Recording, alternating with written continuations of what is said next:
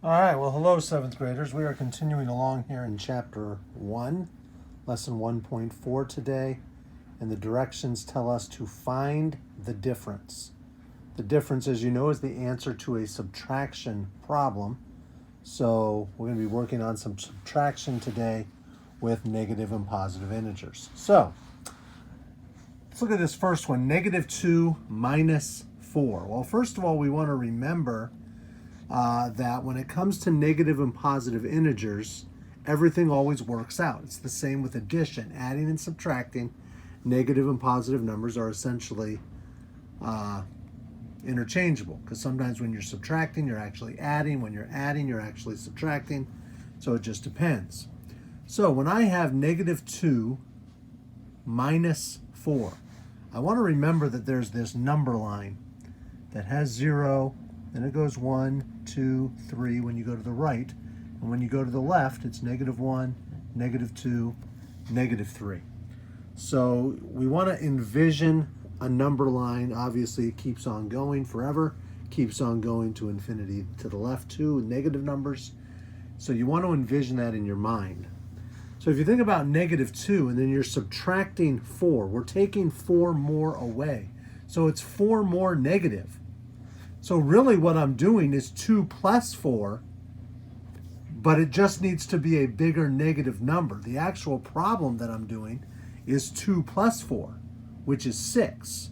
But it's negative 2 and we're taking 4 away, which means you're actually at negative 6. 3 minus 12, I could think of this as 12 minus 3.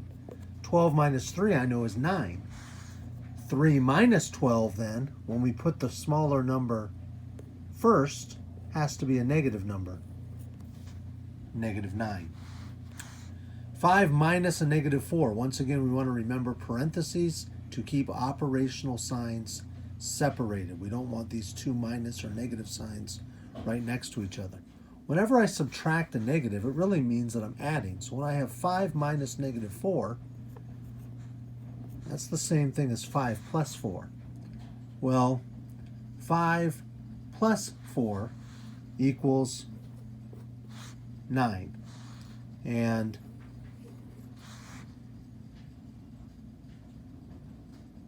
my final answer is 9. The next one is negative 3 minus 7. Well, sorry, negative 3 minus a negative 7. When I do negative 3 minus a negative 7, that's the same thing as negative 3 plus 7.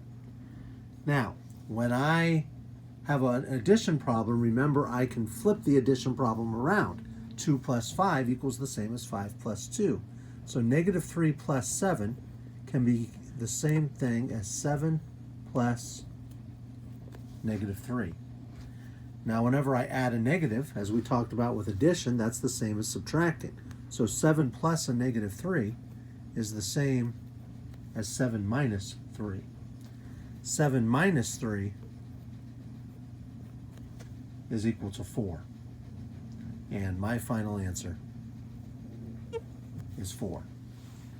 Negative 8 minus a negative 13. Negative 8 minus a negative 13. Well, once again, remember subtracting a negative means we're adding. So it's like negative 8 plus 13. So when I have negative 8 plus 13, when I flip that addition problem, it becomes 13 plus a negative 8. Well, when I'm adding a negative, that's the same as subtraction. So it's like 13 minus 8. And 13 minus 8 is equal to 5. And my final answer is 5. All right, last one in this section, negative 14 minus 9.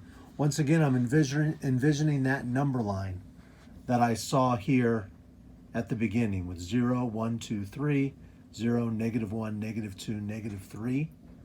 Okay? And so we're envisioning that number line.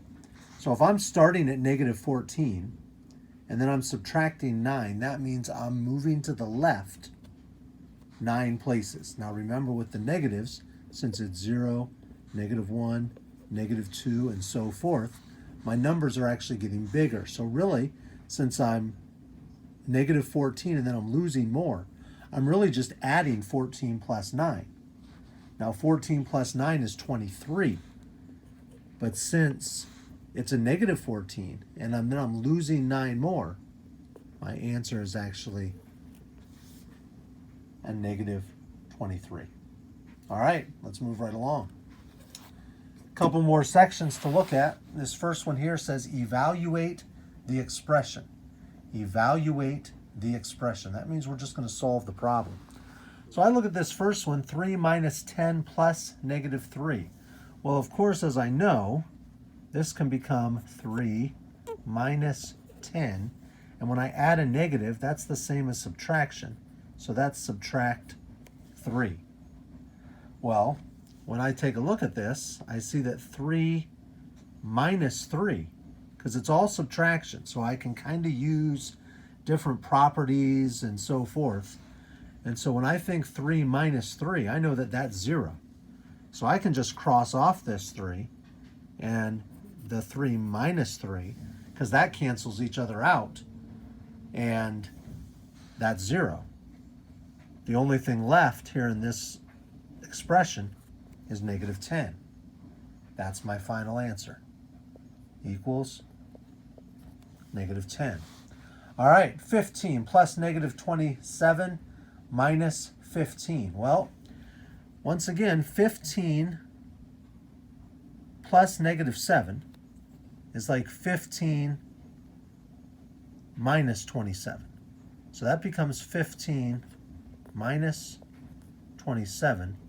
And I can essentially put that in parentheses if I want to, because that was parentheses, which is why they had it in brackets. But now I can make that parentheses because we're getting rid of the plus sign. And then it's minus 15.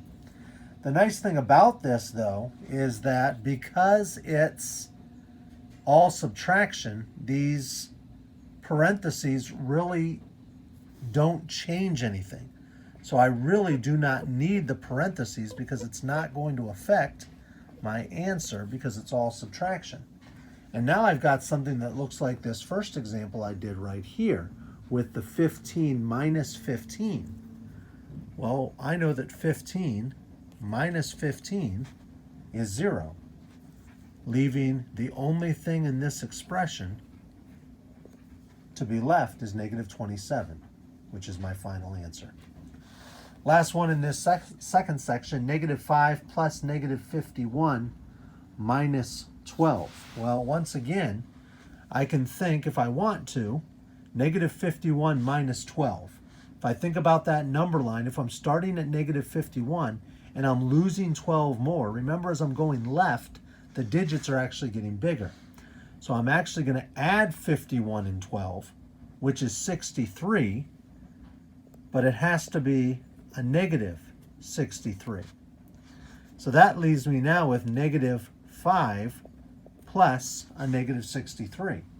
Well, I've got two negative numbers, so I know that since it's addition, it's going to be a negative answer.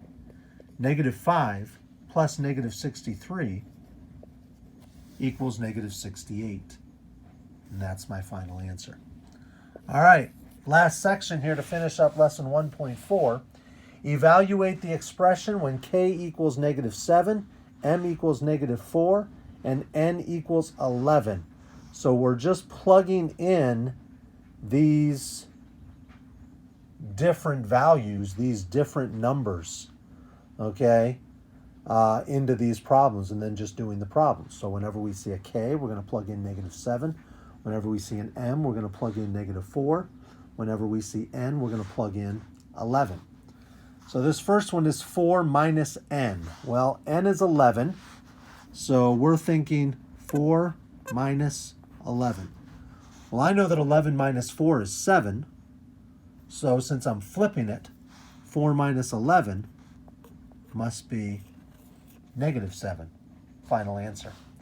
Let's go to this one, the absolute value of m minus k. The absolute value of m minus k.